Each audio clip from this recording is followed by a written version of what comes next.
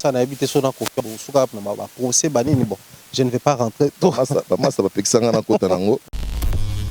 Maître Edo limbisanga yoloba na loba makambo système. Nga kaka na likambo wana. Ce qui m'avait fait mal autant à moi autant à ma famille tant à dénigrer la famille. OK. Il devait normalement se limiter nanga.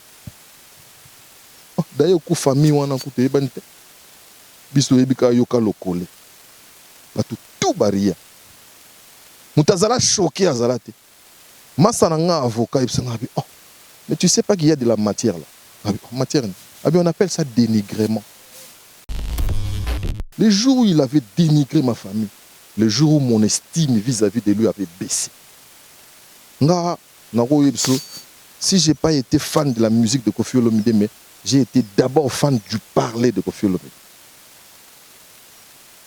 Et Ayebi. D'ailleurs, famille locale et famille. La même question aussi pouvait lui être posée. Pas la famille Koffi Olomide, la famille Agoué pas été quelle famille? Ce qu'on a le Bible, on a mis en poli. Or, les gens ne savent pas que non, le respect est décroissant. Misa on a ça yo à Kifarane mon pas hôte. Est-ce qu'il y a 7 greffes elle a payé ça encore 100 balles. Tout ça, il faut porter plainte. C'est éthique. Parce que y a un monopole à plainte. Et plainte na contre plainte yo. Ya yezagite ya ye ala kabundo zokate. Neti ngaboye porter Koffi Olomide plainte. Pour un état de droit à nga kota. Batu bazana ba ocha pang. Na yebinde bat ba réagir ça. Mais à nga kota. Pour tout ça la musala oyo, il fallait être quelque part. Il fallait suivre la lignée de certaines personnes. C'est ce qu'on est en train de faire. Et comme qui s'y point. Makambo na lo banango. Moi, en dehors de la science, j'ai eu la chance de croiser Banzela et Bambouyiboué. Parce que les gens nous reprochent moi, j'ai croisé son école. Légende de la musique congolaise et africaine, l'artiste musicien Antoine Christophe Agbouépa dit Koffi Olomide, élevé récemment au rang d'ambassadeur de la culture congolaise. Un ambassadeur, c'est un modèle. C'est-à-dire quoi? La définition, moi, on a bien un classique, c'est un représentant. Je me sens imbu de la responsabilité d'être correct, de me comporter beaucoup plus dignement que je ne le faisais. Les jeunes ambassadeurs viennent de dire que non, il faut un comportement. Oui. Ils en chargent. On est à 100 millions. Ce qui est pessime, tout le monde sont là représentés. En tout cas, quand il engage le nom de tous les Congolais, attention, il faut raisonner moi deux fois. Je suis un peu jaloux dans le mode de fonctionnement de la présidence de la République. Nous gérons l'actualité, enfin, ou la musique au quotidien. Le chef de l'État, il a maîtriser tout. On dit sursis dans les nécessité. Est-ce que les gens, pardon, il y a comment on l'appelle? Les gens, il y a la présidence de la République, il y a le secrétariat général des affaires étrangères, il y a de ces choses qui ne se demandent pas.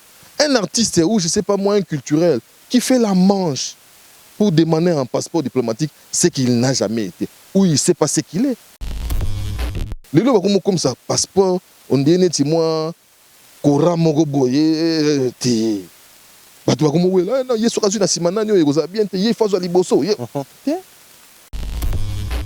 es d'accord avec moi, il y a de ces musiciens Lélo, Baké Paït, où ça fait un mois et une année, Baké Ndake Paït.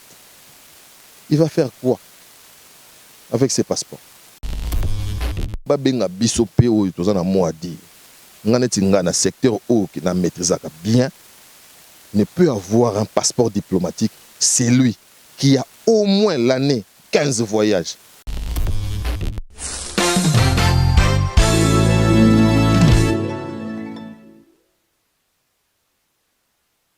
Dibwe Group, une société qui permet depuis un moment aux Congolais et aux expatriés, aux vivants ici ou à l'étranger, d'acheter la terre également, de construire ici en République démocratique du Congo. Ici, nous sommes scellés dans les quartiers Kindobo, ici, là où se trouve les sites qui appartiennent à cette entreprise d'Ibre Group. Ici, il y a possibilité d'acheter à crédit. De la position où je me trouve à l'extrême gauche, c'est là où on a enterré les feux Étienne Tshisekedi. Extrême droite, Nangaboué, ezali nzela oyo permettre bino bomona kingakati bo avancer vers cimetière nécropole et puis na sima makadam ezali somba tonga exploité mais kosomba wana il y a possibilité ya kosomba par tranche, il y a possibilité ya kosomba à coup direct. Donc ça doit passer mon na nyonso ba pesi o mabele. Il y a possibilité ya kosomba o tonga yango malembe, o sala lotissement, o sala mise en valeur, o clôturer, o kosomba mabele ebele, o 20/20 ou plus. Tout y est. Il y a l'eau, il y a le courant parce que boyebi ke koto loko la basala mozolé donc courant comme nango facile. Bon, nous avons des terres et des espaces à construire, à exploiter. Na commune limitée, na commune ya Mongafula na quartier Mboudi, quartier également Pompage Kintuka. C'est à vous de contacter l'entreprise d'Ibre Group. Grand merci à tous les abonnés, aimables téléspectateurs. Bonjour, bonsoir, bienvenue chez nous. Très heureux en tout cas, une fois de plus, de vous savoir très nombreux en train de suivre cette émission. Nous savons tous, depuis les Kambak et Salamaki, on est vraiment au four et au moulin. Question de vous informer, de vous ramener des nouvelles, pourquoi pas, des analyses aussi fondées. Tolobaki, horizon 2023, ou déjà 2022, pour redorer à petit feu. Image à Marambango et Belezo Salama, bavure et tant d'autres, Marambo Toza pour dénoncer depuis Tobandaki. Et cette fois-là, comme 2022, comme par coïncidence, je ne sais pas s'il faut le dire comme ça, je trouve qu'il y a choqué pour que les malaises à la vraiment et puis voilà, et au moins on en pleurs pour choquer comme un mode de vie. Et je pense que toujours choqué bateau, basa sensé, basa conscience, mais toujours choqué bateau, t'es baso au sala déjà malade, mais avec le temps. Beaucoup comprendre la grande vision sur ce plateau en toute exclusivité. Nous avons Nati Lokole Chilongo qui est notre cher aîné. Je pense que autour de lui il y a à boire et à manger parce que Tikanaïb Sabino clairement les choses autour de cette émission, les actualités musicales, les comportements des artistes et musiciens, mais aussi il faut préciser ici la gestion de la situation médiatique Nabiso, certains termes comme Amabé, Moussou comme normalisé. Il y a local à Azar Motoa, ou dans le secteur peut domaine pour éclairer peu lanterne, mais enfin il faut tout la vérité. La toute dernière émission avec Fali Popa comme invité, ça fait tellement parler Bateau Belé et faire couler en créer salive. Quoi de plus normal pour nous aujourd'hui, tout Yambanati Lokole, et tout Betanaï Masolo ou éco concerné, Monsala Nabiso et à journalisme et Monsala média. Si la réalisation de Malek est avec nous, sans plus tarder, je m'en vais comme ça dire bonjour et bienvenue Koulou Tonati Lokole. Bonjour Mombaya, bonjour à tous les téléspectateurs. Bon, bien on va téléspectateurs pour on a TV. Voilà, donc je suis là, merci pour l'invitation. Je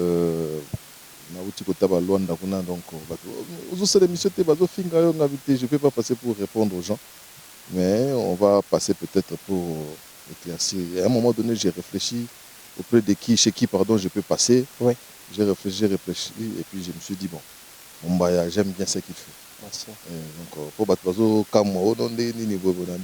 Je ne peux passer là où je trouve qu'il y a de la matière, il y a de la consistance, il y a de l'intelligence. Oui. C'est là où je peux passer. Et je me permets aussi de ces micros pour dire que, en tout cas, sur Moutalinga, il faut aller ici où il y a se sentir à l'aise. Ok. Et politique, il y a un.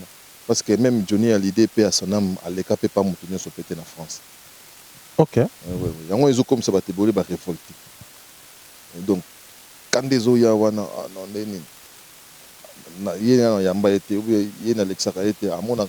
parce que moi, sauf personne, oui. Tout le monde, ou beaucoup de gens, ont demandé ou ont sollicité des interviews avec moi.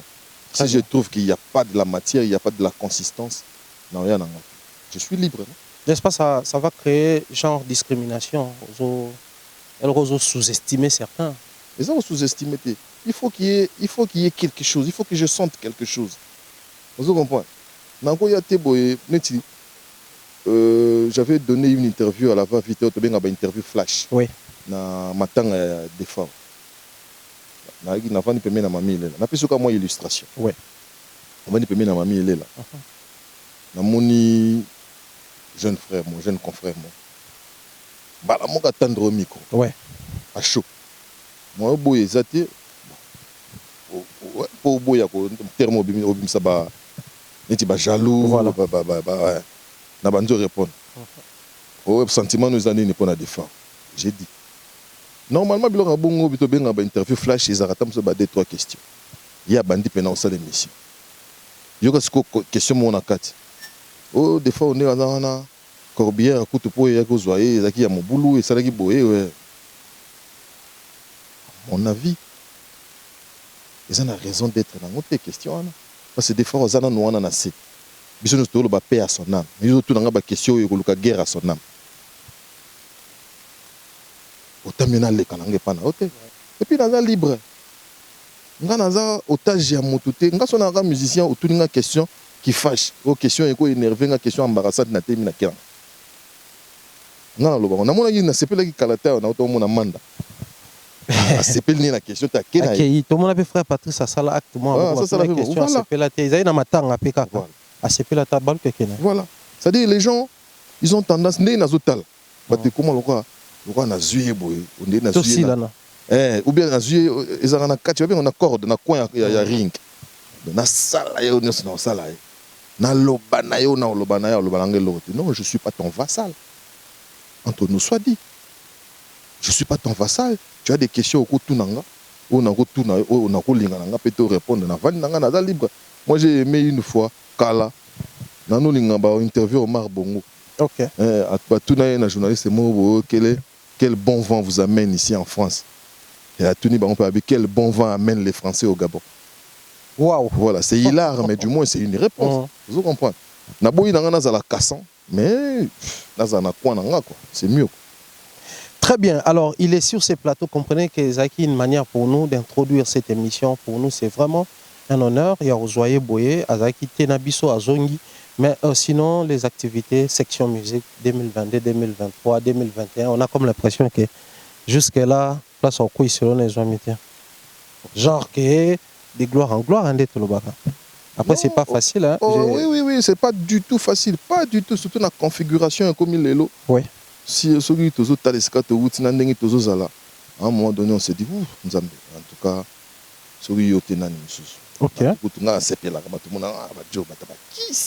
J'allais atterrir par là. Pendant que c'est connu de tous. Et bon, moi, non, ça sont des fainéants qui se permettent de dire ça sont des fainéants.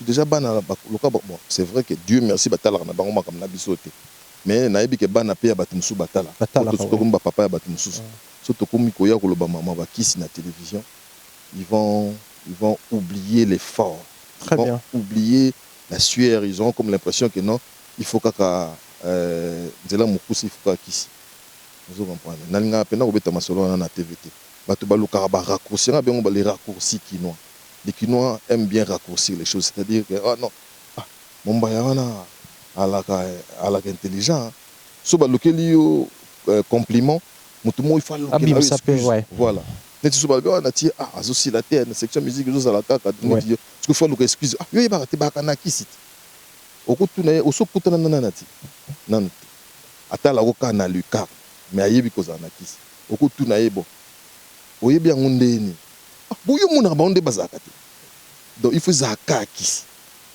Akomona neta monsieur ya sénégalais moko boya ivoirien moko boya ça paraît normal mais yanga ya frère na ye congolais il faut zaka kisi bon ça c'est ngabe ngo ba raccourci kinois mikolo eza nini batebele donc ba comprendre o eza ba ngamona viva très bien na ken Afrique du Sud na 2006 na kuta na Mr Mobile tant on n'était pas potes mais le lot comment on est bien pour ne pas les citer mais du moins Massamba Rocky da Silva. Avec une belle caisse, je me souviens à cette époque, à la BMO. J'ai aimé la voiture. Belle caisse. Hein? Ah bien, merci.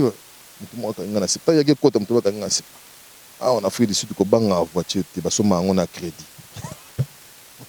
Les raccourcis qui n'ont. En 2010, on a commis Miki. On a dit mais il y a longtemps comme on était parce que on a eu un bâton bébana. Ah, très bien. Classique, bien, ouais, là, t'as bien. Congolais, les raccourcis qui n'ont pas bien. Là, t'as bien, waouh. On va trouver les lots. Voilà, ce qu'il faut pas le cas, excuse-moi au bidon. Oui. mosusu mpe nango beaucoup plaît akonde boponani bokomi loka bandeko bani moto mpe na ye bazalaka bandeko bakitoko me babotana te. C'est très compliqué. Ozuluka, moi j'ai fait des compliments, mais toi tu cherches toujours quelque chose qui va salir. Oh, nani abengango, mais les gens cherchent toujours à me tirer vers les bas. Les abateaux, j'écoute de moins en moins, je regarde de moins en moins. Donc, on attend donc ma mise à demi fermée. Parce qu'on n'est pas de la même catégorie, on ne voit pas les choses de la même façon. Donc voilà, on ne peut pas être pote avec des défaitistes du genre. Pour tout ça, il fallait être quelque part. Il fallait suivre la lignée de certaines personnes. C'est ce qu'on est en train de faire. Et comme qui s'y point. Écoute, on a malchance. Je vais te dire encore une autre. Moi, du solo Moussous. Nga ba master nanga mo kaka na banda. Na salle émission mo kala ba na radio. Je venais de commencer d'ailleurs. Et bimisa souka na éboulement. Na yamba joka, na yamba na donné yango. Je crois que j'ai déjà raconté ça na nani. Bazo beteli solo batala samba bazo. Et puis ça va en colère ba kita batala samba c'est on a 12 pena en gestation voilà. Donc les agis pena dans son paroxysme. Qui n'est pas dédonné en bouka karna. Waouh. Landa Joka était prudent, a tchaki moi judoka matongi ba master na. Ba tout sous ba master na solo na bango bien. Na ya pena na tia solo là. Bataliga retour wana il faut les solo. Comment il peut faire une émission et ça la ngombi tina niveau ba fâché ba que no bunda bo. Asimbaka ba kisi boye bat. Siko na vanda oyo ki ba mista na yo ba komo kota na yo doute. Et puis na olo bano bongo en tout cas bazalaka ebele o batikala ba mista na batikala 2. Depuis période wana. Oui, nazo bano ça va faire presque 16 17 ans. Na bendana. Parce que les gens qui sont à même de pouvoir te défendre ce sont tes amis normalement. Et si ils n'arrivent pas à te défendre toi, bah on défend. C'est ça la qualité aussi des Kinois. Quelqu'un qui te dit que non, il est ton ami, mais il n'arrive pas à te défendre.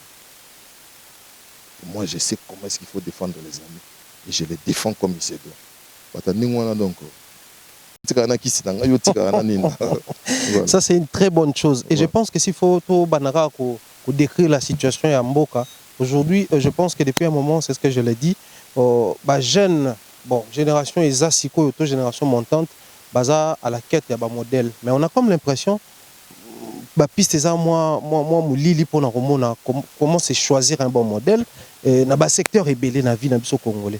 Non, ba modèle. On a généralisé non avant tout côté dans un secteur na biso ya média. Modèle mombaya so telika bo d'emblée bazo za la société. Ba modèle na biso mingi bazo za la penza pété ba modèle ndeto no kanza. C'est-à-dire que ba tamboli na moi ba zigzag schéma. Moi ko yiba na kesi ya l'état. Ata soki pa zaki tamso na modèle na biso tamso zaki artiste mais akosi moi ba lokuta pe moi mingi. Et donc ozomona eza loka modèle eza loka guide. En principe ouais. Ndenge siko waziko lobaka guide abungi nzela. Donc guide abungi nzela bino to za la donc bino pe bobungi.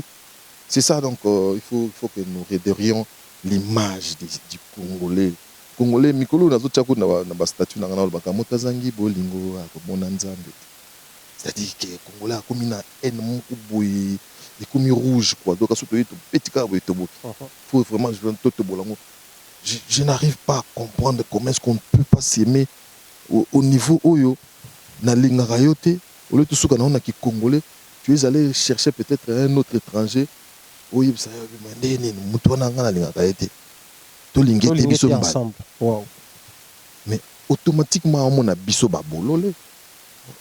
Mais ils sont du même pays, de la même nationalité, mais ils m'appellent moi étranger de pouvoir dénigrer l'autre. Je peux encore comprendre, on fait une émission en direct, ça t'est sorti comme ça, sans pour autant que... Mais tout ça, l'émission enregistrée, l'étranger a dévié, il a chapitré ton confrère, ton compatriote, yo beti maboko, au titre pe mounene. Mais le vrai bololé, c'est toi. Entre nous, soit dit. On n'arrive pas à s'aimer. Et puis, saute au vent du pénal, on est apaisé au milieu maille. Qu'est-ce que tu reproches à ton semblable? Et il y a un peu consistant. Il y a un peu évasif. Voyez, Mukomoko, tu fais un boye, après que tu fais Mukomoko boye, que des histoires basses. Il faut dire que la manière dont les étrangers définissent les Congolais, tout le Bangoïsa, c'est vrai, à un moment donné, il y a un cliché, mais on a comme l'impression que c'est une réalité. Les Congolais, ils sont bani. Et là, on a en connaissance des causes. On a Angola, on a un jeune frère, on a un succès en Angola, on a dans ce moment poporo.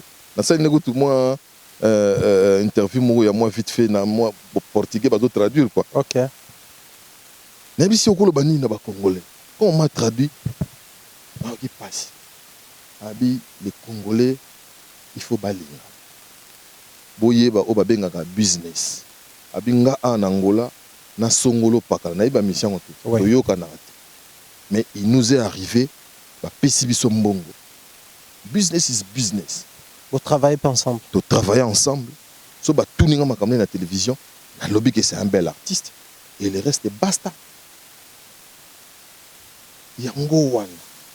Ozo ko caractériser bisoté yango wan. C'est malheureux, c'est malheureux. S'il faut maintenant tout mais un secteur. En ce qui concerne manque, il y a un modèle, passez-moi les termes, en tout cas, peut-être Robima, un peu bienté, mais passez-moi les termes, manque un modèle, un millier, un biso, un média. Moi, je vais le dire comme ça, surtout sur le côté pénal, dans le secteur chronique musicale ou chronique culturelle, de façon générale. On remarque qu'au départ, je ne me vois pas ici prendre la défense à un bateau Internet, au départ, c'était Internet et mes minetti. Moi, avant Morobo Yamabe, il y a presse et médias et tout ce qui va avec. Mais on a comme l'impression, c'est maintenant, c'est comme Meli Melo, au tel à la télévision en clair, au tel à Internet. Des fois, on se pose des questions. Ah, au Pézaïka, Koulouto, Tobanek, au tel à Kuna, bazo exorciser, batou, comment, en fait, qu'est-ce qui se passe en vrai? Pour après, on ne sait plus reconnaître certaines personnes. La télévision en clair, maman, ah, bah oui, hein. Faut tout le bango. Ils ont rappelé moi latent, mais ils ont. Mais Ali. Oui, je le sais. C'est le regard des gens de l'extérieur. Moi, je me souviens à l'époque de notre salon Bandoula, on était devenus très potes. Ngaï, Jackie, Papi, Yves Abdallah. Il y avait quoi? Qui encore? On était. Combien de temps on a tambola bisous ensemble? Oui. Jour où tu as na peut-être tu zaïwa tu as na mutu mo pena aya pesi biso mboto na sepeli ndenge na moni bino misato ensemble depuis que Jacques a moi hystérique donc et ça lini on a ebika bino boza rappeler ndenge boso la raté boza rappeler ndenge mona ba musicien boso la raté Jacques a tika été pour la ligne sur la terre c'est non à un moment donné on ressemble aux gens que nous recevons. Ouais. Il faut comprendre mais ça c'est une leçon à comprendre que tous ensemble ça va. Non, on a tamsuna papi mboma boyo, mona muto alingi kaka na. Niti chege mona pesi monter dernièrement. Papi mboma leki on a bien lui et moi on est dans la même équipe. Du moins biso mbalé na yeto leki. Il faut éduquer les gens de la sorte. S'il faut illustrer encore davantage, ba ototinelanga mutu moko je sais pas s'il voulait faire du buzz ou il voulait tamsu ba dénigrer nga. Atelinga y 4 figures moko. Ba tinenga on Instagram.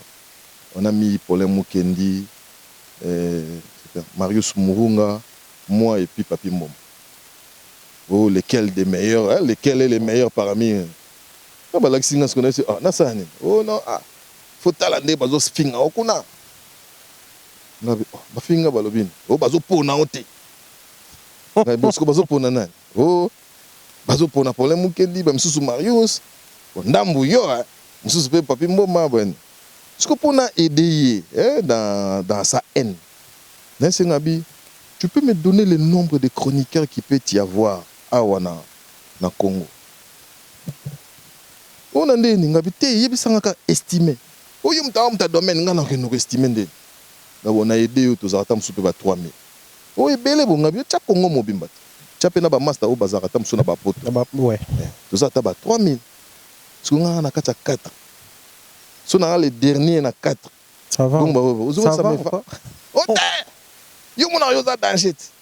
Mais yo mon papa, nakata 3000. Nakata 4 na za. Dambi bobo c'est du bochi mami il est là té. Ah bah tomber bah s'embrouiller.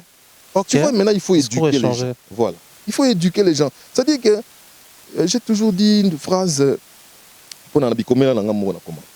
Na bikomela mo na lobaka. Esika batu na lobana lingala parce na illustrer bien. Esika 3, 4, 5 personnes basant ensemble et que les 5 personnes voient les choses de la même façon, c'est aux autres solaka na yo moko. Très bien. Vous autres comprendre. C'est-à-dire beaucoup de la 5 que vous voyez les choses de la même façon, c'est aux autres solaka na yo moko. Or, il faut qu'il y ait une contradiction. Toute contradiction est à la carte pour baser contre eux.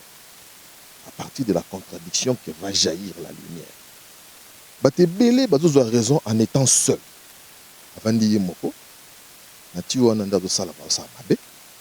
Pona nga pona nga boye pona nga bo. Alingi pe contradiction ezala. Pona yaza na raison azua ngoye moko.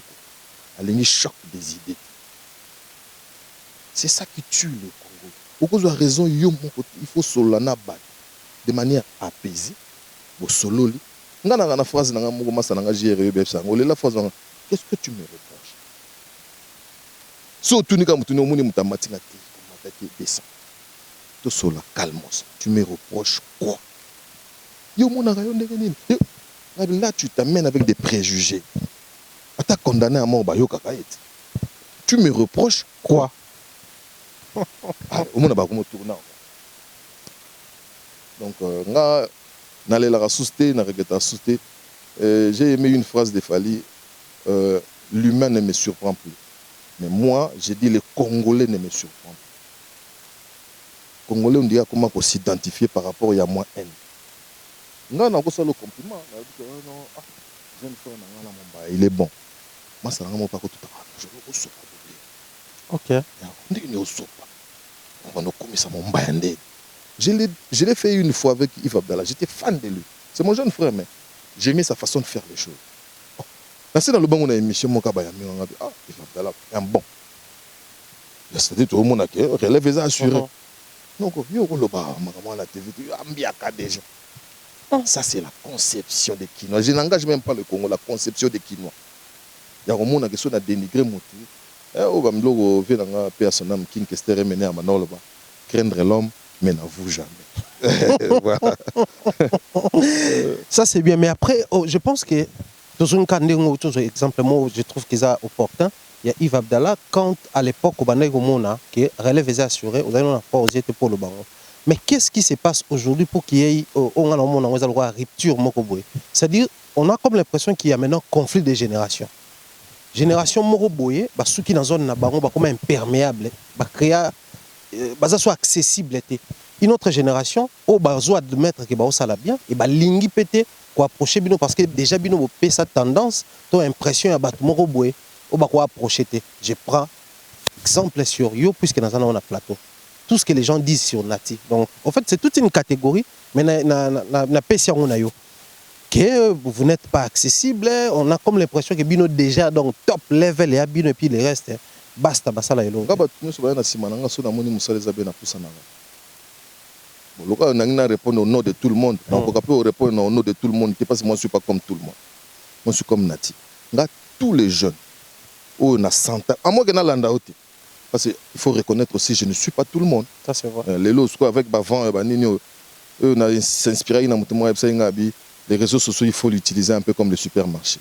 C'est-à-dire, quand tu entres, aucun rayon est là, voilà. Si on a vu net dans les réseaux sociaux, quand j'entre, je veux voir.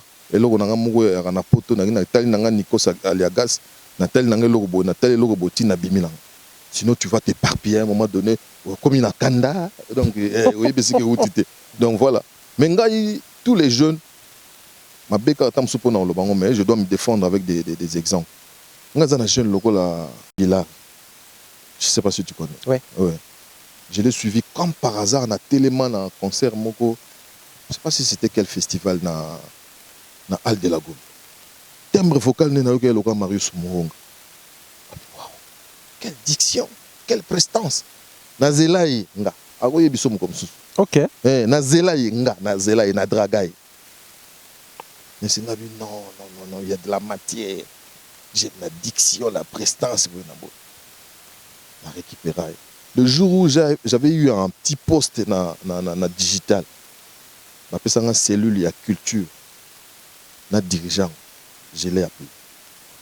Très bien. Yunga ça va bien. Ouais. Dans un numéro na yo, Ouais. parce que j'ai senti qu'il y a quelque chose. Natala yo ça l'émission moi je passais avec Fali sur j'ai senti de la matière. Vous comprenez? Moi, j'aime suivre les gens et puis apprendre en même temps. Ok. Comme c'est auprès de toi, j'apprends des choses. Parce que toi aussi, Wow. tu es une source d'information. Et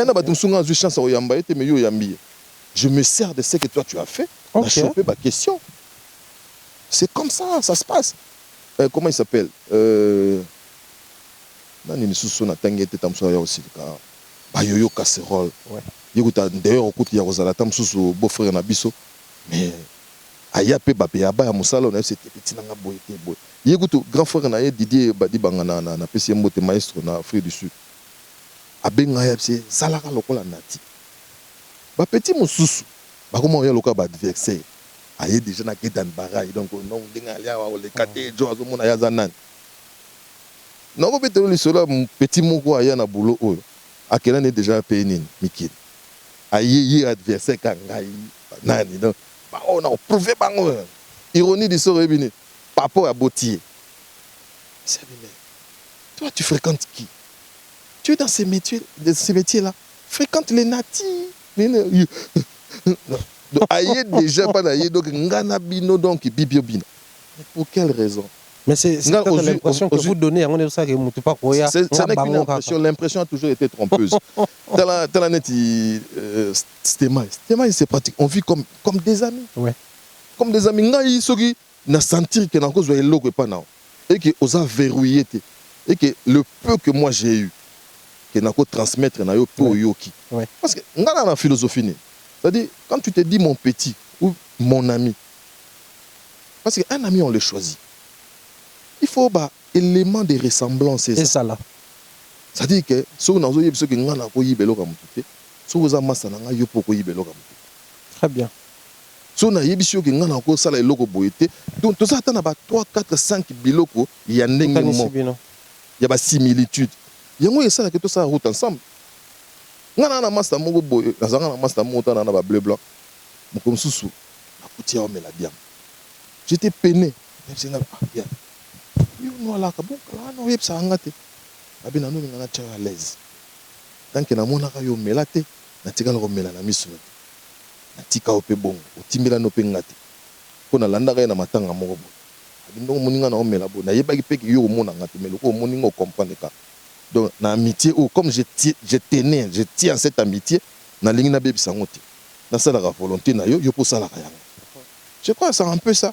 Mais les lots où on a battu musu ba se dressa bango moko ba verrouillé donc justement ayena ba préjugé. Ngana ko isa ba préjugé ba te bela. Au mona pena yebo non. Yo to yebi yo ka osaka orgueil. Moko so amoni ke yemo ka bando ko isa. Ndenge na no kanza. Eza ndenge na yebi. Nga elo ka na supporter ouais. C'est de l'impolitesse. Okay. Il y a de ces gens c'est vrai comme disait un prof. Vous entrez dans des salons des gens sans pour autant que vous vous rendez compte. Il y a des gens qui oublient quoi. Quand les premiers abords, je ne réponds pas. Avec SLT. Oh, SLT. Ça, c'est devenu un système. Hein? Voilà. Non, mais non. Mais après. Na sola pe na bato pour la première fois. Ba pe sur adresse numéro mutumo pour na likamobo et déverrouiller le likamobo. Bonjour, je m'appelle Nati Lokole. J'ai eu votre numéro par le biais de Moutoubo. Est-ce qu'on peut parler? N'est-ce pas on des à la potable? Oui. SLT. Bonio. Ngatandeni et les kati. Attendez que mon photo na yo pena geza sur yo nan na l'exati. Et ce n'est pas de l'orgueil, mais je cherche aussi à véhiculer un message. Tous à la moi potable et même dans le langage. Ils ont les ça va tout nani. To verrouiller ni. Nani na kangela kanda. Nga kutu ken piano. Akena na ngai. Kisa da bien on so ken so ten. Piken. Eh. Mais ti na moni ki boni. To ça la kana bien. Batuko ba mo bien. Ah ken piano le bien pour na yo hein. OK. Jour na moni ki non. Oko comme accessible. Oko za na normal. Donc, normal. Et puis, par-dessus tout, mon baya, tout ça, il faut à cerveau, mon tout ça, bien au lingote. C'est ça le Congo. Comment le long na au botoko Jésus Christ s'abîme, tout ça une interview. Parce que surtout ça une interview na Jésus Christ na minute, tu as la soutenir tu as qui boss. Ouais. Tu as changé. Mutu na ota ba John ba sali na Jésus bo c'est que ba comme pena ba oin de Dieu. Mais en ya ka ko boya bis. C'est tout ça. Tout ça bien là-bas bien. On va bien bon, on laisse le couler sous le pont. Très intéressant. Voilà. Et je pense qu'autour, il y a même sujet, parce que dans les tout s'attarder un tout petit peu, dans Mambo Italie, mon salaire média et tout. J'ai comme l'impression, en fait, il y a un langage qui revient souvent. Dans l'émission, dans l'ingé tout ça court, il y a communication et média. Mais dans l'ingé tout mécanon que le bali kambango isara, nati le collé qui reçoit une personne sur son plateau. Dans le côté de l'émission, penza fali dans moi souka parce que je pense que c'est important le auto le bango. Pour le rapprochement nabino, les comportements, les gens vous jugent je sais pas, ça fait beaucoup d'années aussi expliquant qu'ils ont ma bête cause la master ya mutu, mais ça pose toujours problème. Mais na baninga ko préparer émission trop souvent. Émission na yo na omeka kotanga moi moko mi balé à misat. Émission mon a maman Mbilia. Émission mon a général des forces, je pense c'est la dernière émission à succès Salaki. Oui. Mission mususu nazoye baté je pense que na kulutu redi à miss na tiswa yambi batu na ye wana bazwa attendre préparer mission na bango nde bazo yana ba préparer mission mambalo bakana ba préparer ngo. Mais pourquoi on doit beaucoup plus reprocher ça à Nati alors que en principe ils a procédure normale à suivre avant qu'on les connaisse émission. Mais les comme na auto yebiso aussi na auto yebiso que Batebele bazo raison en étant seul na quoi na mon va me reprocher Nati. Moninga nde na ye pa na ouais. Obenga na. Te kutu te naza invité. Oui. Voilà. L'invité, surtout l'ongolais on a un contexte à TV. Un invité à la maison, on lui donne la meilleure chaise de la maison. Oui. Ça dit que ceux qui zakata quitte la bino, les araya rotoboka, il faut botter l'angota moi coussin. Quelle est la démarche? Azala à l'aise. Vous lui donnez le meilleur verre de la maison. Ce que vous avez pendant un verre qui n'est pas salité, il faut vous dépiter pendant un verre, on doit essuyer pendant un verre bien. Sans comprendre la manière dont on mettait les invités à la maison pour que l'obito lobiana zonga les sous. Ngate mna lobian, mabeka ponga mna lobian, chiki mte lobian. Chiki lobi, on met l'invité à l'aise. Et même s'il faut lui donner à boire, il faut le faire. Ngate mna lobi. Mais ezana batu moko na esaleli na bango misala. Ba oumeli na esaleli wana. Et comment paraître le quoi que biso, excusez-moi d'avoir cette prétention de dire que nous qui sommes dans le classique de Romo Bébis. La démarche d'aujourd'hui, c'est de mettre l'invité mal à l'aise. Lui poser des questions embarrassantes. Ce qui n'est pas du tout faux. Au quoi embarrasser naoye. Mais ça dépend aussi des profils des gens. Il y a des gens qui n'aiment pas.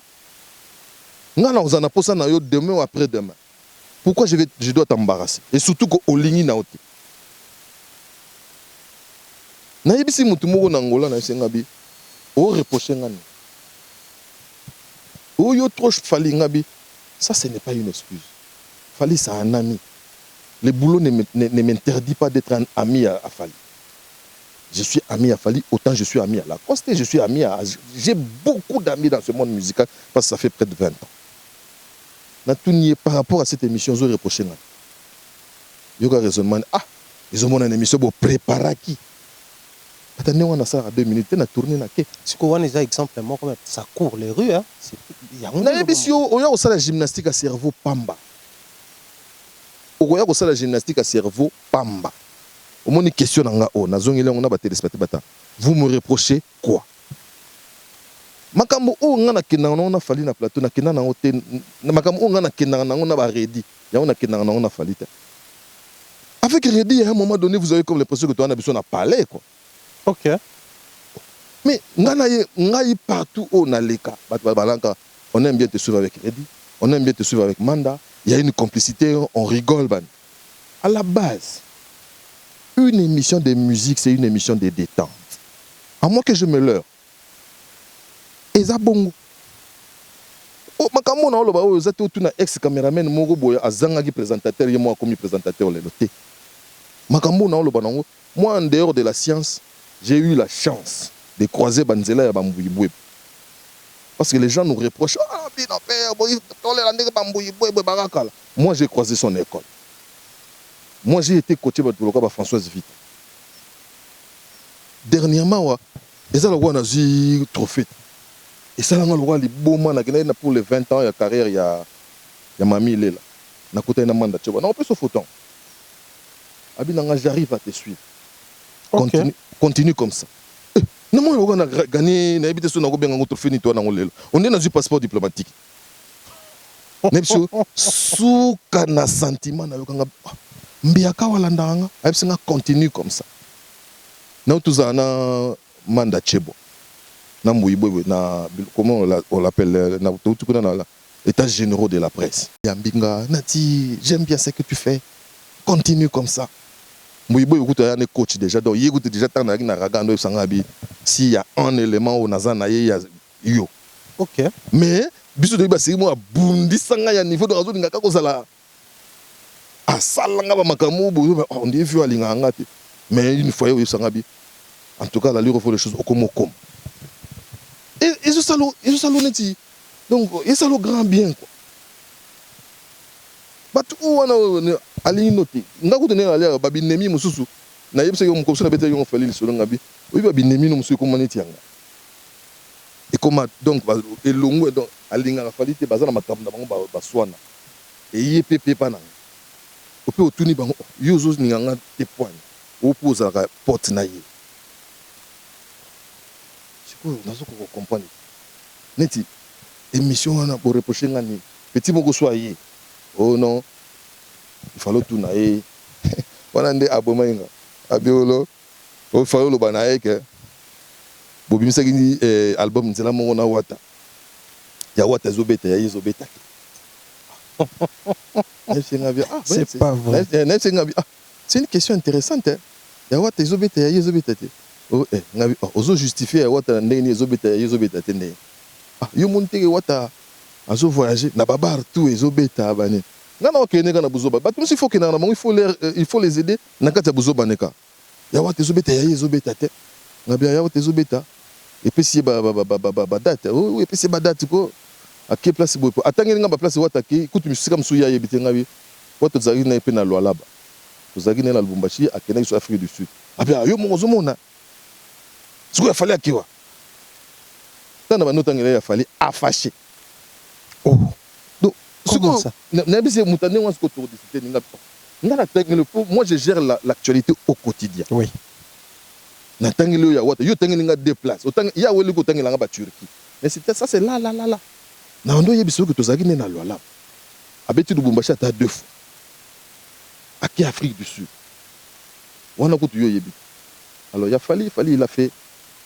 Dans notre temps, tchad, nin, affaché. Ce qu'on a fâché, pour le lobby, il y a aussi le problème aussi avec les Congolais, c'est ça. Si on a un lobby qui est intelligent, cela ne veut nullement dire que le roi n'a tangi mbo maté que mbo maza intelligent.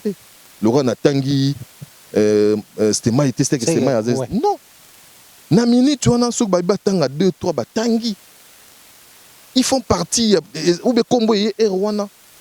Bolingi teke il y a ça la succès, il y a ça la succès, il y a ça la succès, il y a ça la succès. Il faut ça dans un système il y a bon moko. Je suis le premier à avoir. Je suis le premier à avoir. Je suis le premier. C'est quoi tout ça en est-il? Un moment, il y a donc dans ça en est-il na batande ngwana, balingo zo raison bango moko na coin na bango. Balingi tout ça l'échange. En somme, il faut tout le bac non.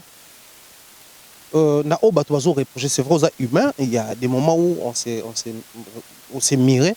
Mais le bel fait que oui, penza moi dysfonction mais ça il y a possibilité pour améliorer. Mais généralement ça open, on ne peut pas faire une émission. Et puis ce qui bon, bien que la comparaison n'est pas raison mais ngana tala nazala mwana muke na otala comment il s'appelle vient abisso le concours sample paix à son âme. Oui. D'ailleurs, il avait le prénom de mon père, Benoît Lukunku. Yena Luam.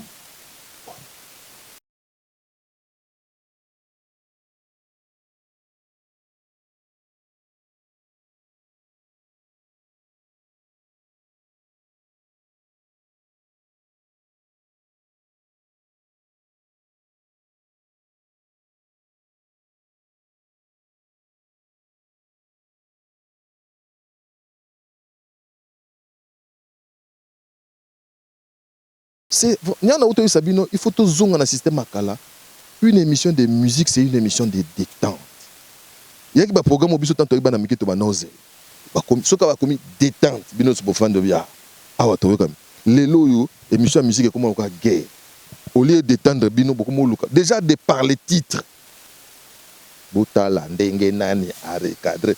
Et surtout recadrage n'aime tes autres c'est que ça rend mécolo. Hôtel Mutanga zo recadrer. Hôtel non. Oh nan, oh nanyo. On a combien d'années dans la musique? 20 ans, 25 ans. Mutazo recadrer ou azo nga chapitre mutuana. Nandimite zatana vocal moko. Et ba titre ne mona nandimite ke mutuana ya mono vocal ne mtatindi to titre wana. Ça c'est vrai. Biso moko nde. Biso nde mtozo créer ene na kati ya bato. Mombaya. Do o mona pena ke comment yi? Ako sala ba reproche na yi. C'est-à-dire, oh mais non, attends, toi tu peux. Yo, lequel est un titre? Ami mon aloga qui y a sa commis, il peut recadrer ses aînés. Attends, même si mon colopé à cause d'une erreur, cherche quand même un autre titre. Au seul cas, net bisobo, ngai na auto tanga ba nena ngana comme attend ba 20 ans na musalo. Au tali mutu moko boyo, na azo expliquer na lobité que na yebi nyonso. Obano tali makamanga zo reprocher yo. Okatika ko bon nasa ni seigneur bon ezaka bongo toye na biso na mboka moko oyo bana lo ba pauvre père nanga ba etembele ki mingi mutu no sasa kuma ka sa komi biso ko toza na obinga na zo kila bino mawa biso to ya penza boye oye na émission il faut comment on a noa Très bien. Okomi au lobby makambo yo loba so ba moni ke ba biso bo zo matériel qui no tourner. So été au SAT. Bisous à émission au SAT non cahier des charges. Les contenus de l'émission. Ngabilo no sous sala ngamo mona koma. Oyangeza boye, heure de diffusion, boye na contenu, na yebi na communion surtout na pesi. Lelo ba petit na biso a outi parler. Abandi au sala émission, a silisi, mutasali reproche azati. Ozomo isika musale zokufa. A comme journaliste azana on a chef fois encadra été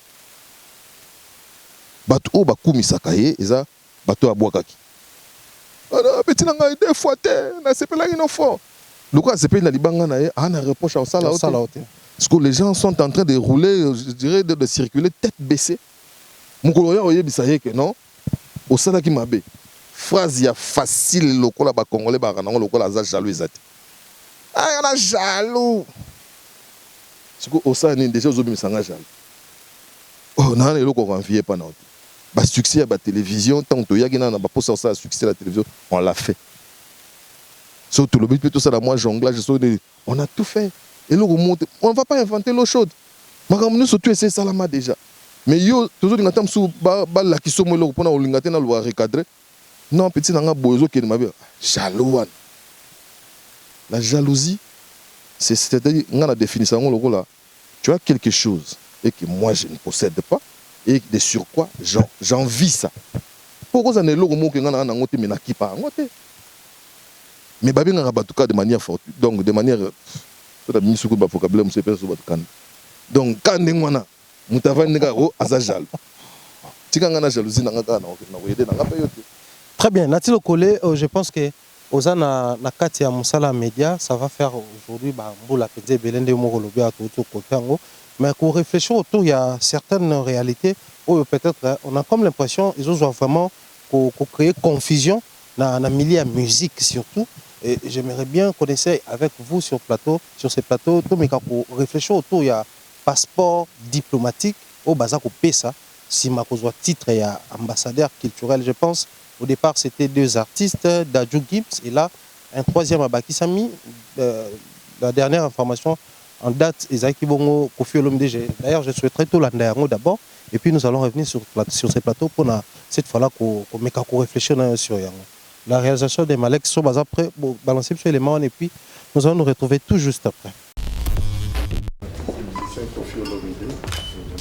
Légende de la musique congolaise et africaine, L'artiste musicien Antoine Christophe Agbwepa d'Ikofi Olomide, élevé récemment au rang d'ambassadeur de la culture congolaise, est venu remercier l'artisan de son élévation, le président Félix-Antoine Tshisekedi Tshilombo. Ce géant de la rumba congolaise est détenteur depuis quelques jours d'un passeport diplomatique, mesure déjà l'immensité de la tâche lui confiée. J'ai eu la chance et l'honneur d'être reçu par le premier des Congolais qui a bien voulu m'octroyer un passeport diplomatique au titre d'ambassadeur de la culture du Congo. Et pour ça, je suis venu lui dire merci du fond du cœur. Je me sens imbu de la responsabilité d'être correct, de me comporter beaucoup plus dignement que je ne le faisais en tant qu'ambassadeur de la culture. Pour le reste, je suis un bébé ambassadeur.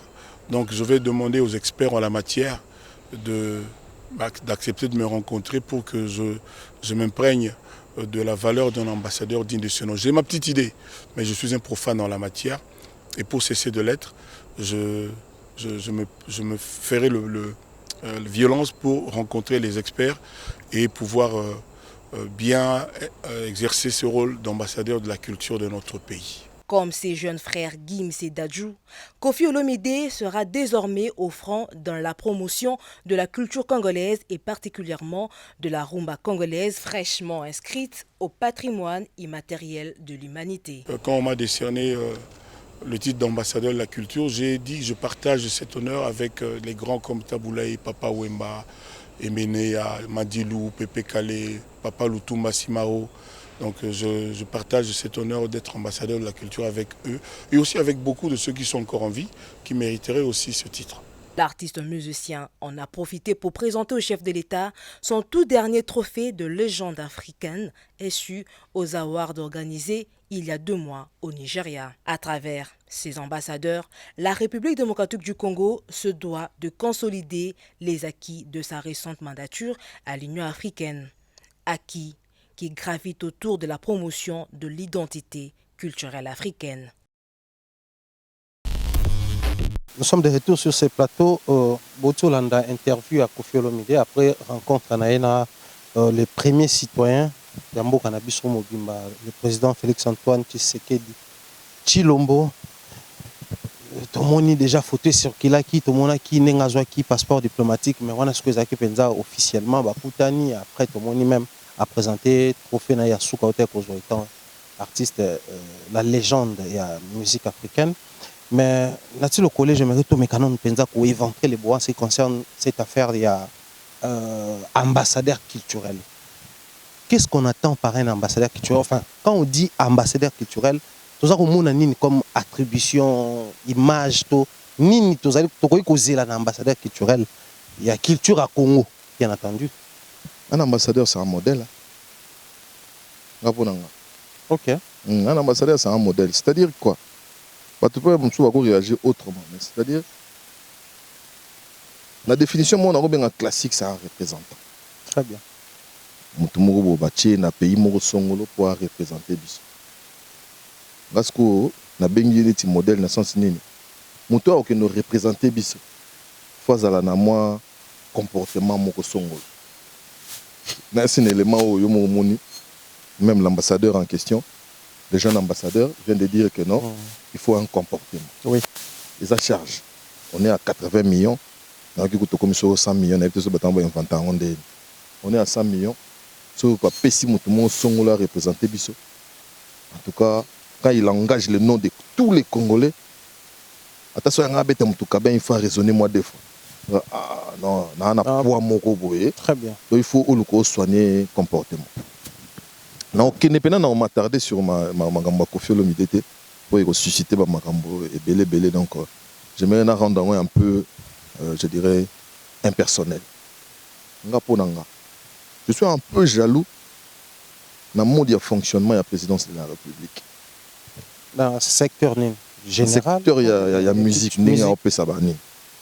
Nous gérons l'actualité, enfin, ou la musique au quotidien. Très bien. On peut être aussi associé. Non, ça n'a pas blague. Chef de l'État, il peut maîtriser. encore moins son chargé de communication, encore moins son ministre de la Culture. Qu'on nous associe, nous. Il faut que nous mettions des éléments en place pour que nos artistes et musiciens ou les culturels en question basoient un passeport diplomatique. Et ça l'a bien. Et plus loin encore, qu'est-ce qu'on peut faire pour tout le monde couper sa médaille? Et puis que Soukabila basoit déjà ma médaille. Donc on a bataille il y a ambassadeur. Ambassadeur au-delà du comportement, ambassadeur au-delà de la représentant na biso, ambassadeur doit se munir d'un passeport diplomatique. Qui dit passeport dit voyage. Et c'est ce que maman a dit quand on a coûté un temps super à la ministre de la Culture, parce que chef de l'État, on dirait que vous avez la moins mythique. On ne peut pas donner le passeport diplomatique à quelqu'un qui ne va pas se déplacer. Ok. Je sais pas si je me fais comprendre. Oui. On attribue ou on octroie le passeport à quelqu'un qui voyage. Donc, on peut ça, passeport diplomatique, na mutumo a salé une année à voyager, t'as que nulle part. Dans le but de Zoom, ça débat est impersonnel. C'est lié enfin, on va prendre ça comme les avantages liés na poste au bapesio comme ambassadeur culturel automatiquement. Mais yo quand ils bapesio suko yango, ba komo lokelo pena ba date il faut que bête. Non mais on a ce que comme étape peut-être mususu. Étape on est là yo lelo ba yebeke momba ya voyage.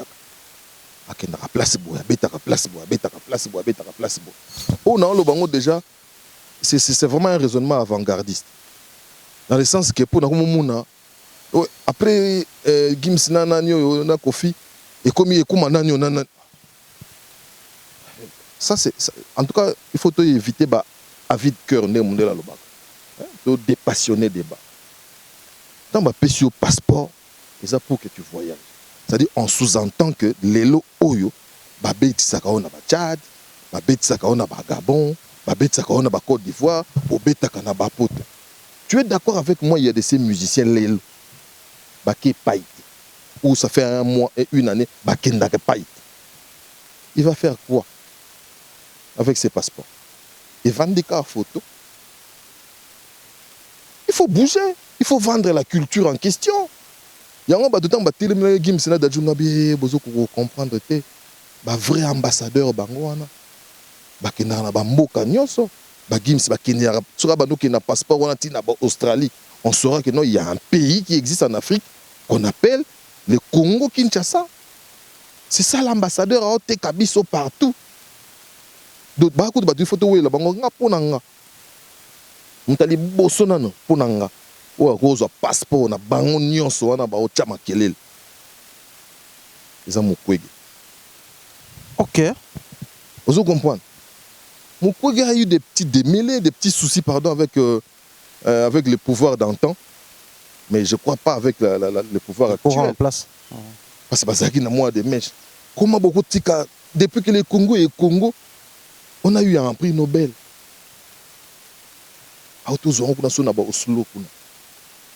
Et puis, c'est une honte. Comme j'avais dit à l'époque avec Papa Lutumba, après à son âme, na mona guitare na non oyo ifona que le c'est pas chef de l'état nga na télémine c'est Papa Lutumba yo ko banda o senga ba service te oyo Congo il fait ça les là yo tika biso to lobela yo.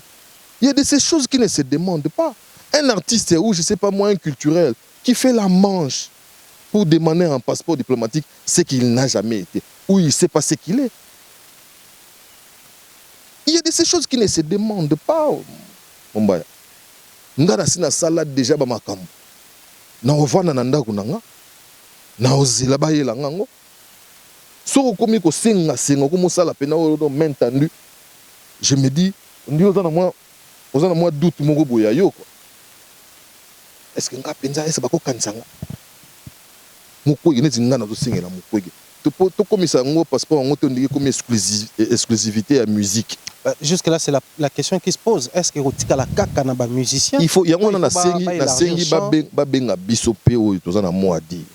Nga neti nga na secteur o qui na maîtrisaka bien ne peut avoir un passeport diplomatique, c'est lui qui a au moins l'année 15 voyages, 15 spectacles de banda. Qu'on commence à les observer aujourd'hui. parce que oh non, ce qu'on lobby bongo, c'est que bon, après moi je vais rentrer dans cette logique là. Après ceux qui te calé 15 voyages parce que il y a un petit souci on a moni na fonctionnement ya ba octroi ya ba passeport ba élévation donc ba ambassadeur. Aujourd'hui, on a comme l'impression que le titre honorifique pour Nabat. Celui-là a fait tac, tac, tac. Aujourd'hui, il doit être élevé comme ambassadeur. Du coup, à la d'actualité, toi, risque que vous allez la catégorie. Voilà, il faut souka la catégorie. Parce que ça, c'est un passeport. Grâce à un artiste et musicien, j'ai préféré 15 000 fois pour passer une médaille honorifique que vous passer un passeport. Est-ce que vous voyez que le passeport est en validité? Il faut tout sur bateau sous ceux qui n'ont pas payé au passeport, ceux qui comportent mes habiletés. Mon col validité ici là. Est-ce que va renouveler? Attendez dans le bas, il faut akenda ba voyage 15 fois l'année. Surtout ça tu validité passeport ils ont 5 ans. Je ne sais pas si c'est le cas aussi avec le passeport diplomatique. 8 ans. Voilà. Ceux qui n'ont après 8 ans ils ont voyagé sous te. Babi mi sabato ba ya sika tango na. Passeport ko ma carrière te. Même si sur sa carrière, mon peu succès ici là. Sur ici, bateau ba obima na tango wana sur les ba inos bi ba gaz ma wete so ba comme ba costo ba no représenter biso, ne ba fali ba représenter biso lelo. Bo faut mo pesa bango, bo anticiper ba fali. Et ça bon. Il y a un ambassadeur. Yo obima te, to zuyo na neti na makasi to bimi na to keno na mboka mo to bien non. Boy biete. Ambassadeur na biso mais non.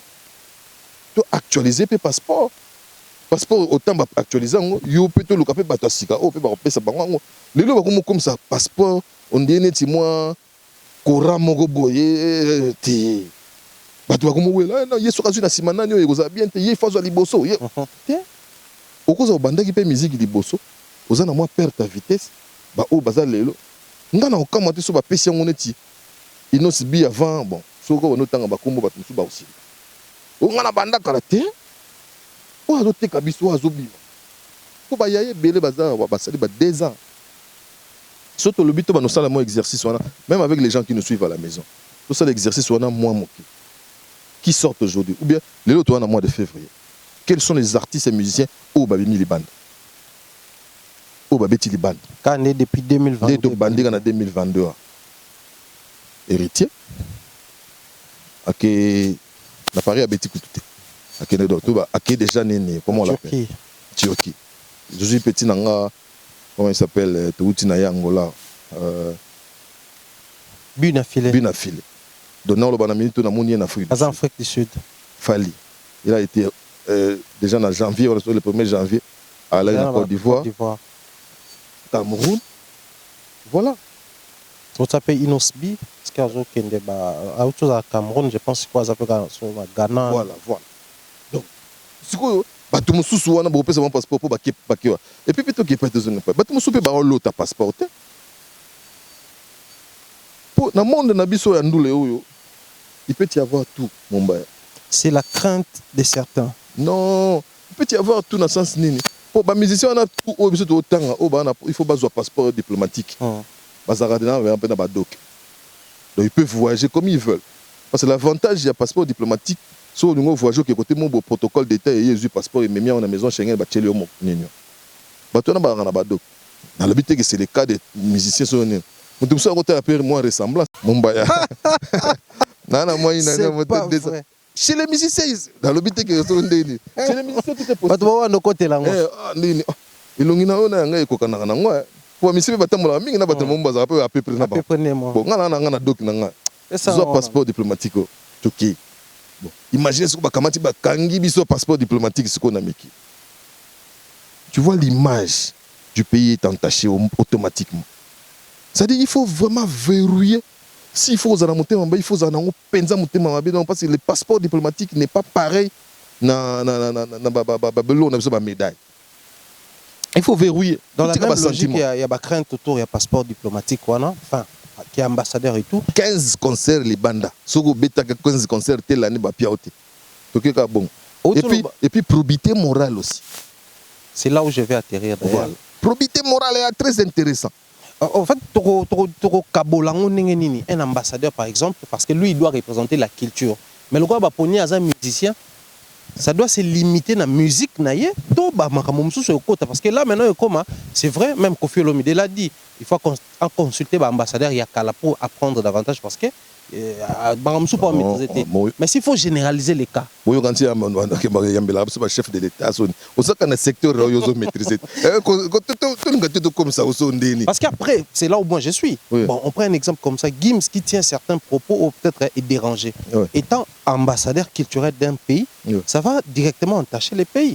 Ou, je sais pas, proposer un abakoui ou lier un amboka ou à représenter. Quel propos? Je prends ça comme ça. Pas comme ici quoi ambassadeur culturel. Oui. Donc un comportement où bimi malamoté la mise sur bateau. Automatiquement, bah ça la Légion a Congo, Dieu y compris, Koffi Olomide également. Donc bah comme maintenant obligé d'être un comportement, ça doit vraiment se limiter à la culture, à la musique. Oui, mais Nabia Herbie bande culture na musique pour Anine. Parce qu'il y a zo maîtriser Kawana. Si on lui a donné par rapport à cet élément là. Du coup, il y a moral là. Par exemple, parce que au soulevé point mon il y a moral, il y a ambassadeur. Mais tout le monde a musicien, mususu mona azofutane ba musicien te ou bien betaki danseuse, betaki musicien na yemoko boye. Ozomona te que non yumo non sur le plan comportemental sur la clinité. Ambassadeur. Zana peso li solo moko. Bon, il na ebde ka porter nga plainte pour payer son âme, papa we. Kala. Akebeta na kampa na ebte bana mayo bazaki na kampa na tango wana bakobeta lisolo. Akebeta na kampa munika campus. Ebite so ba conseil ezara so tango wana pena na kampa donc conseil avant ba événement ya ba fioti.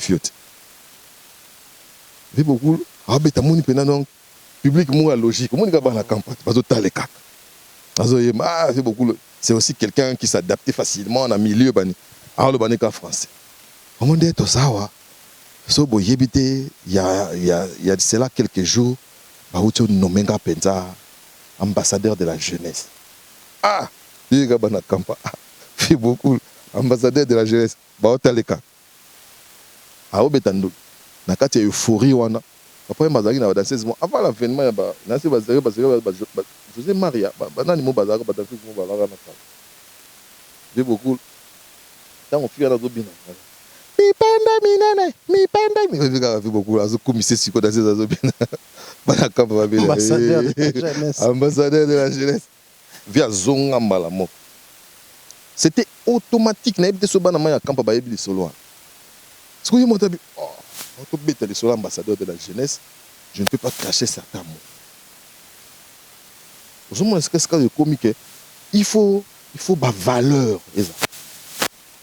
Au teka rumba bien au bête la biso basale soginini au sala musala mora bien médaille eza o da lelo su na mona ngo po frère na ngata général kuna yimuta ndo bayabi ba prédécesseur na nga ba pesa kutu na coiffeur na ye médaille. Wow. Voilà la fois na nga beta so ba pesa ba médaille apesi na ye coiffeur na kata kesuki bien et comment aussi la moins valeur mais to redoré imagine ngo pena que non ils ont ko la kala na portail ba master mo ba chepena ordre national de Léopard. Musicien na biso belé o ba beteli pena ordre national de Léopard. Pour le calendrier to no yebango ya ordre national de Léopard, ça dit soldat au côté de au moins ba valeur na. De loin l'équipe passeport. Tala ka se connaître nazo sengela mokwege. Passeport diplomatique. Na si yemo esika za ko mais qu'est-ce qu'il raconte?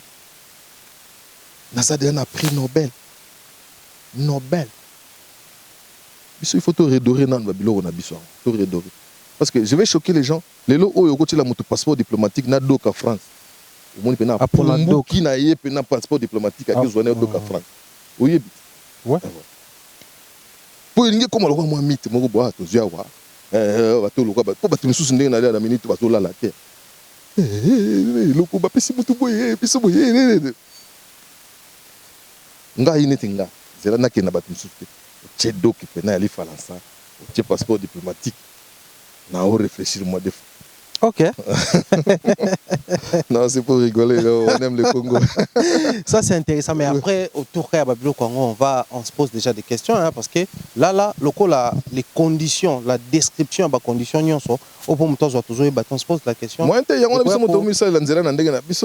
on sécuriser, par exemple, je prends les cas comme ça, on a évité ça dans le procès, Je ne vais pas rentrer. Ça va pekisa nga na kota nango. Je ne vais pas rentrer Mais dans ça. bah ouais silikela yo na bato ba les carabes na maïla. Tu poses une question pour être pour rien. Kasi c'est là où je suis quand il y en a une on a yé babosuka na procès va tout na question. Oui mais les procès parce qu'en principe dans la démission il paraît apporter plainte. Fallait apporter plainte oui.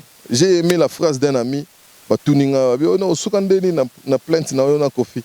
Moi ça na mta répondre j'avais aimé abi oh non ça s'est limité un peu à la kabund.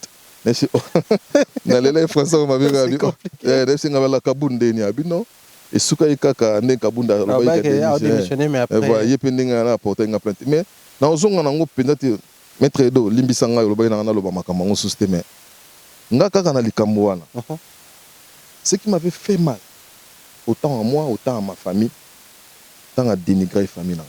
OK. Na mona ta mutu moko te aya ibsanga na ti za no calme le ramba solo il faut. Na mona mutu te. Ego étonné nga pété. Je m'attendais pas à grand chose. Je me permets quand même de dire aux gens Omoni kombo oyo ezara yanga moto. C'est le nom de mon père qu'il a porté durant des années et puis elle nous a légué le nom. Ngane mutu na ye nango et puis je profite encore une fois na yebisa na famille nanga balimbisanga. C'est moi qui ai amené ce nom na ba saleté. Parce qu'il y a un de mes frères m'avait dit mais comment tu peux plonger le nom de papa dans des saletés comme ça? Nazara na souka na tanda surtout ça no interview na tang wana. Je crois que bon pas condamner nga pour avec on na lobane mabe. Na nga na loba mabe. Moi j'ai beaucoup de respect pour tout le monde pour ne pas cataloguer bat. Dans mon niveau famille nanga silika et réagit ça. Un mot surtout que oh nati mais comme vous avez yo mon côté c'est vrai. On est tinga penaza ambassadeur à famille nanga. Je dois être comment il peut dénigrer le nom de la famille de la sorte? Et puis tant devant les journalistes, les gens avec qui nous constituons un corps. Aujourd'hui, est-ce qu'un raisonnement on est ok? Nous tous nous constituons un corps. Jusqu'à preuve du contraire. On me dénigre. Pas moi. On dénigre le nom de ma famille. Les confrères avec qui nous constituons un corps. C'est aux éclats. Dans une question, oui.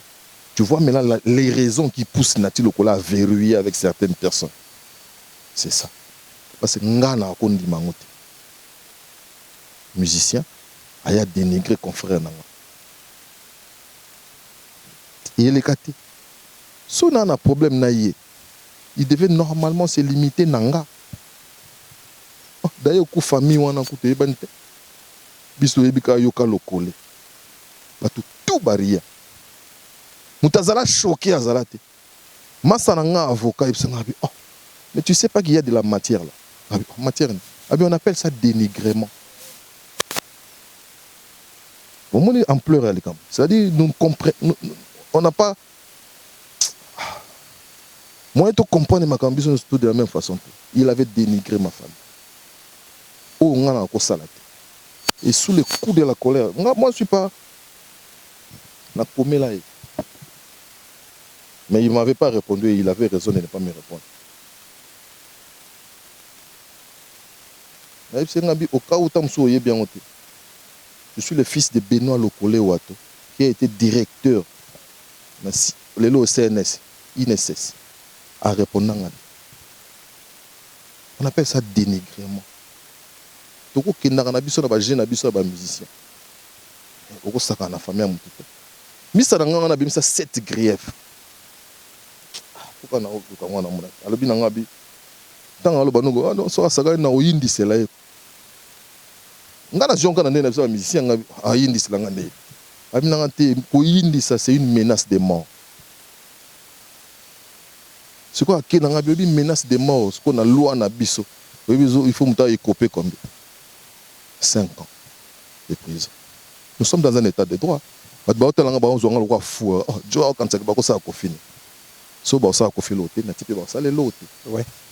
nous sommes tous égaux devant la loi.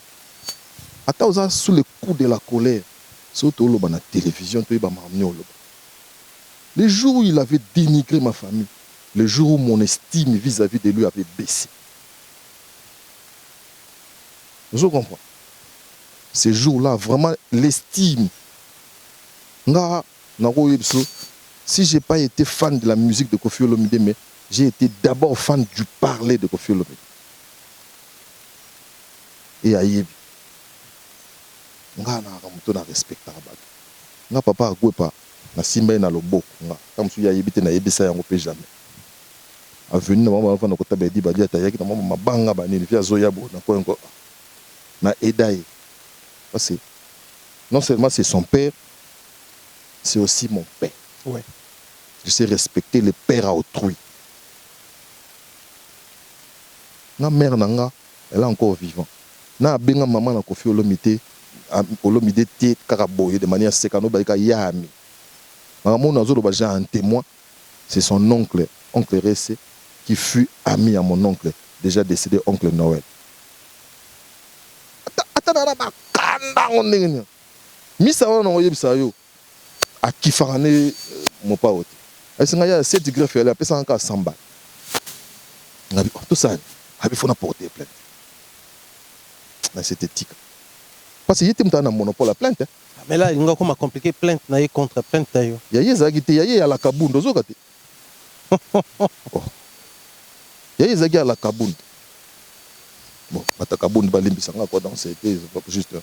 Vous comprenez? Et puis, il y a des porter plainte. Vous voyez beaucoup là, il y a apporté beaucoup de plaintes. Il y en a 65 pour tout le cas de réconciliation.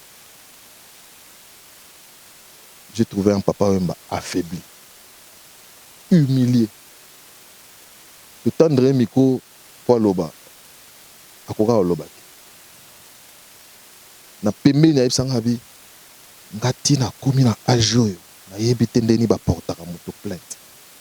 Moto soka memi yo. Na makamba droit. Ça, c'est la parole de mon père. C'est fut aussi la parole de papa. Il me l'a dit à moi. Non, papa a affaibli. Donc, il était humilié. Encore ce côté-là, il y a Rambo. À l'époque, c'était Maître Dorothée Madi. Allez-y, na écoutez na makambo. Allez-y, na tina souka.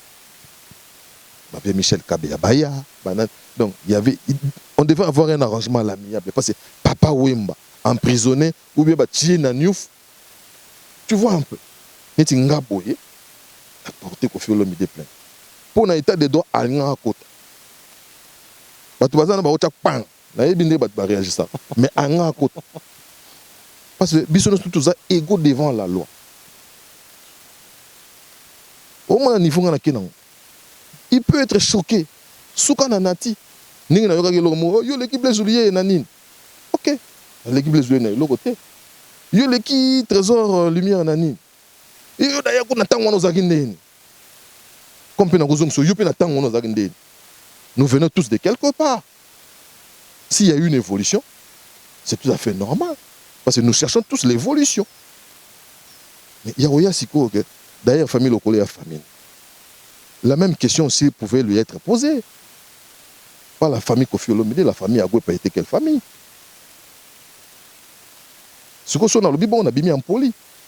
Or, les gens ne savent pas que non, le respect est décroissant. Le respect est décroissant. Et bani na mukulu et kiti na mwana muke. J'ai dit ça une fois avec Nangasa Mpengombe que je salue avec un petit tika va makamwa. Na bisho na bosa na ba greffe msusu. Misa wana bimsa na ba phrase oyo ngala landa ku émission onti. Na zoka buwana. Batuko de batine nga bazo seka. Attends diminuer famille oyoki yo sala na mopawa. Moi au dedans de moi je pleurais, j'ai dit mais on a quel peuple? Quel peuple on dénigre votre semblable, vous êtes en train d'en rigoler quoi. Comme si on faisait partie des, je sais pas moi, même les pestiférés, bazarana moi considération.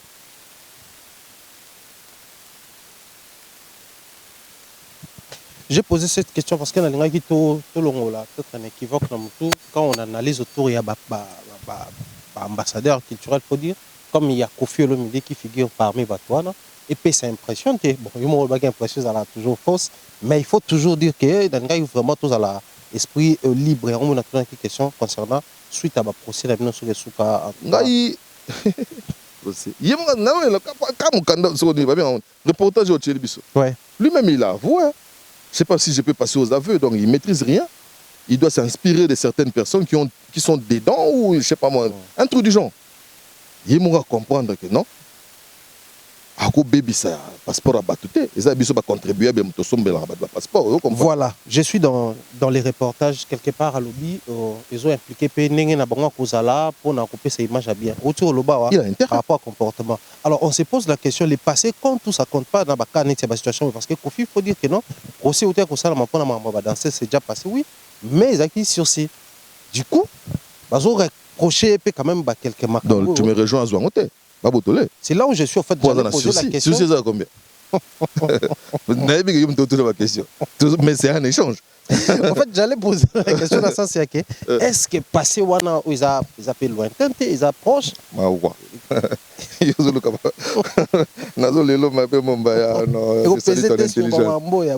Justement, toi et moi, nous sommes obligés d'inspirer les gens qui octroient les visas, les passeports diplomatiques.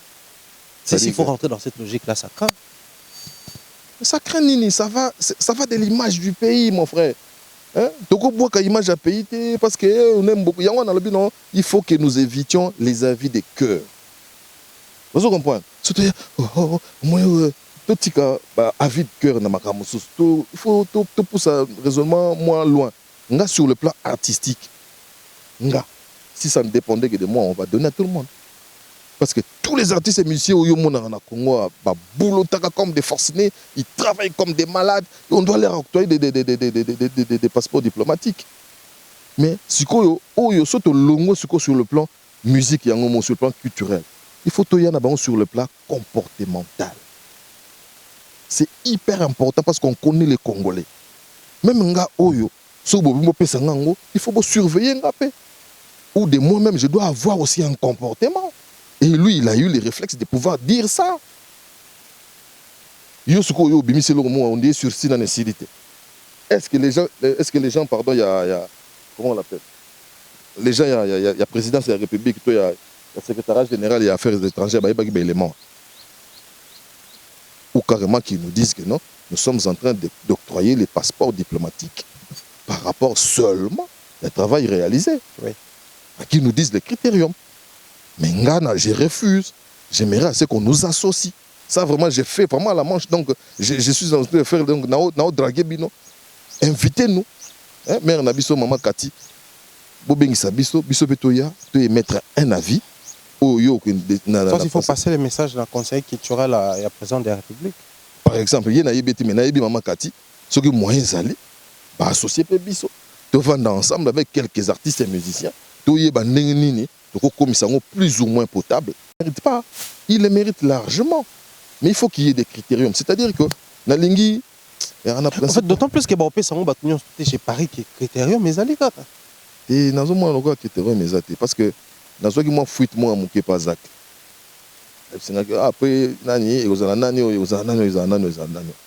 comme ça, je n'ai pas voulu m'attarder là-dessus. Chef de l'État, tu réfléchis sur Rango. Tu réfléchis pour pas botter là-bas. Tu réfléchis pour n'importe qui à côté. Je pèse bien mes mots. N'importe. Au moins, on a on dirait. Au moins, ça moi, m'en fous. Yo qui m'écrit mais on a des passeports. Yo récemment sur nanga ekosimba. Zo. Na lobité ka sali kingulu mais azana posa ba chiller na bango na master na ye. Amemi yepe na di passeport diplomatique ya ba. Soki soko incident ko sa malibana. Ozumo na ndeni ke na biso moi Jean. En tout cas, il faut te ficeler, te verrouiller penza pour et commenter le monde et à pamba parce que tout ken pe quand la kota ba artiste na mona ngopé na politique o mutu babo to les passeports diplomatiques o mi tout dobi il est pas ça nango et surtout banana ko définir qui est à même de pouvoir en avoir tout banana oui bi les pouvoirs des fois le barman s'engage pour ne pas les citer alors baram tout ça comme il a pouvoir vraiment pas la tarbe écouteur c'est-à-dire zo comme ambino bolo bati na on dit père moi ya solo ando na biso ba diriger biso ba ope ba nga ba pesa passeport Après ça, on peut dire dans des mots sur une sonde. Est-ce que vous voyez que Georges Weah, Namboga n'est pas télémélé danger. Vous voyez ça là. Comme président Libéria, a décoré des entraîneurs na mo bakuta. Mais oui, et ça dans le Liboma. Tout le monde est normal. Yo comme président de la République. Après ça, Arsène Wenger médaille, donné ordre de développement dans Bango. Après ça, Arsène Wenger, après ça, paye sous Claude Leroy. Pour que le roi découvre qu'il est au Cameroun. Ouais. Et puis Arsène Wenger a Zarana na Monaco. Peuple camerounais et le peuple libérien. Il dit qu'à niveau mon Sarante. Bon, mais ils n'ont pas le profit. De loin ou de près dans Libéria, bazate. Ils ont des chefs, ils sont des pots qui n'ont pas balle. Et puis les lots, ils ont balle, ils ont président de la République. Sauf au verrouillé qui déjà dans le critérium. Est-ce que vous avez ça bon? Est-ce que les lots, ambassadeurs, ils sont na américain à la Tsarabande, on a besoin de bilamba liboma. Ali, comment il nani? Moi na yarambona. Didi Stone. Biso bango baloka batisera na biso ba binationaux de tobenga. Ba tu faut payer ça ba on ba passeport. OK. Pour ba voyager. Mais oui. Ça dit ezanine. Ba passeport on a payé na boule que to wole la bango pour payer musu se boto na biso bangote. Voilà. Tu vois un peu l'optique. A petit na biso ka ba nino. Kopia bango na mona mo na mo susu boye Bruma. Tala na Instagram. Akenda ka monde entier. Aza mannequin ka loka ba Didi Stone. Bruma on a donc longue jambe na ebisio donc il faut mona mona kendaka partout aza égérie ya babiloka danger dans ba miki. Mais aza non na nationalité na biso. Ah nationalité biso. Je pense bien. Donc mais ça y est passe par on peut partout. Comment on l'appelle passeport? Bah on comprend où est le Congo. Surtout Mukwege nga nazo singela ka Mukwege. Très bien, je pense que c'était important to simba dessus. Alors pour avancer na optique na biso état généraux na mona ba photo vous avez qui avec l'excellence Patrick Mouyaya vous avez qui na ba ka ba icône belé à secteur na biso. Mais j'allais poser une question. État généraux bosala ki wana obokendaki. Est-ce que ba retomber nango avant tout na soni le kana kuna sur terrain ba retomber nango pezala. Ba retomber pour ezala en fait dans l'ensemble, ouais. Le Congo est en train de souffrir d'un problème d'applicabilité de l'eau. Très bien. Je me suis rendu compte que babi, les dernières assises, il y a état généraux et ça l'a marqué en 96. OK. So tali ba loi où ils qui voté qu'on en 96, il y a un cas où tu continues dans l'eau, ça les cas moi ba modification d'âme. Mais un mot où mi tout nous mais depuis 96 makamango ils qui dans appliqué.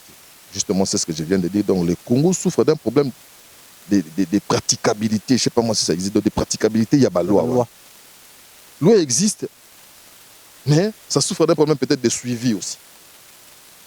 Tu peux rappeler loi. Pour avoir une chaîne de télévision, il faut avoir une somme donnée. Il faut avoir autant d'argent.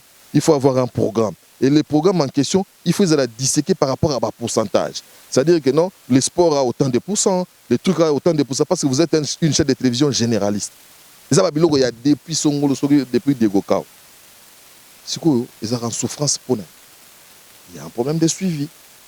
Et beaucoup de gens, où la loi en péril, ce sont les politiques. Qu'on ne se leurre pas, on l'avait dit. Ce sont les politiciens. Les lois, ce qu'on a les chaînes de télévision en clair, et ça détenu par les politiciens. Oui, voilà. Tant que créer un pour les lois songol. Tant que salango, mon peut condamner à Zati. Non, il fait partie de la famille politique. Ah mais celui-là, il est avec nous. Quand il va créer sa chaîne de télévision, c'est pour nous aider. Il va nous faire ça. Il y a des traitements de faveur. Il y a des oboma. Il y a des oboma. La loi. En tout cas, il y a une loi. Et puis, j'ai vu aussi des professeurs de l'université pour encadrer les choses. Parce que moi, par exemple, je faisais partie de la commission à viabilité. Il faut que nous rendions nos chaînes de télévision, les secteurs, il faut tout rendre viables. Qu'est-ce qu'il faut faire? Il faut ça. Donc, tant que c'est que la chaîne est bonne. Mais est-ce que vous allez en pratique prochainement? comment faire pour permettre à ce que les grands publics, la masse, au courant de ce qui se passe. Parce que moi, je pense que dans il y a un moment donné, même dans la chaîne où les cas, grève, tout ça, là, les gens réclamaient, paye et tout. Mais je pense que dans le cas de l'état généraux, en ce qui concerne comment composer, également, on doit parler comment foutre mais quand on se retrouve toujours dans la chaîne, d'ailleurs, il y a milliards de salaire et tout ça.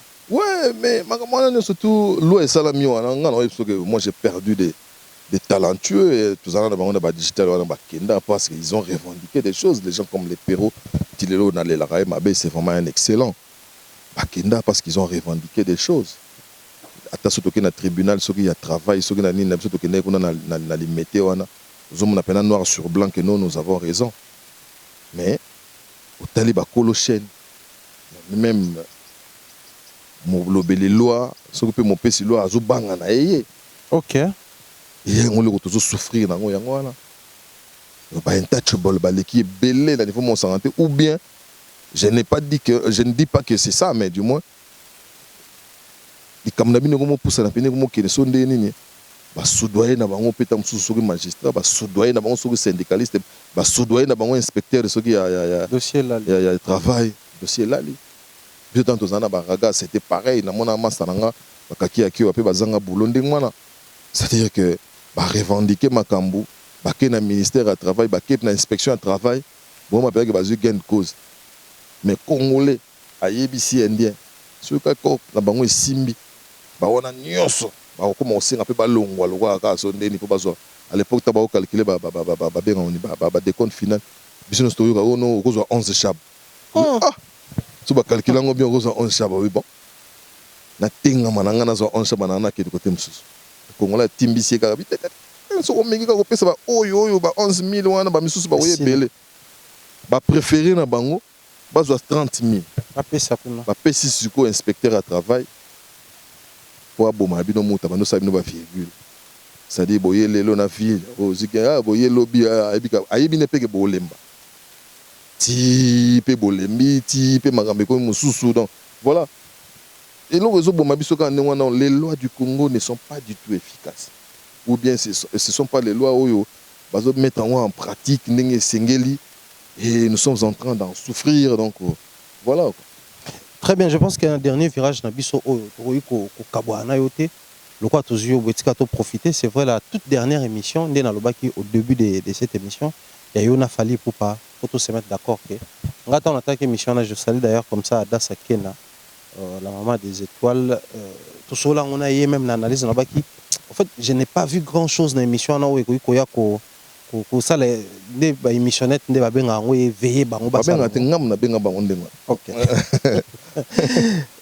Nalobaki tout ce que j'avais retenu d'ailleurs lobaki ngo na baka l'émission na le moment fallait lobby c'était j'ai comme l'impression tant à lobaki wana lobelenga l'humain ne me surprend plus.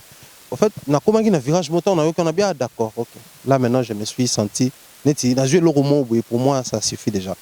Après tu vas na boyenga na yeba to betima sona batu belé. À mon grand étonnement, dans mon retour au Salami, et ça m'a marqué. Mais la première des questions, tant que vous préparez l'émission, parce que tout est qu'on va préparer. En fait, déjà tout au début de l'émission, vous avez vu que ça m'a ça la émissionnette, ça la retour moi Jean Juan. Vous préparez l'émission pour communiquer sur l'artiste, pour que l'artiste a le bel makamonaye, ou vous préparez l'émission pour que boloba makamboyo et que créer ba retomber émissionnette salama. Tout ça sous situé. Bon, ça, il faut demander aux réactionnaires. Les réactionnaires, c'est basé sur l'action. Mais justement, c'est que l'action, surtout, il fallait et susciter une réaction. Les lois, réaction.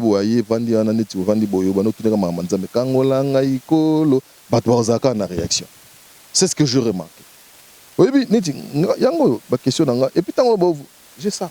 Pour la toute première fois, dans ma question kilométrique, j'en avais 18. 18. Parce que l'actualité de son côté, pardon, était dense.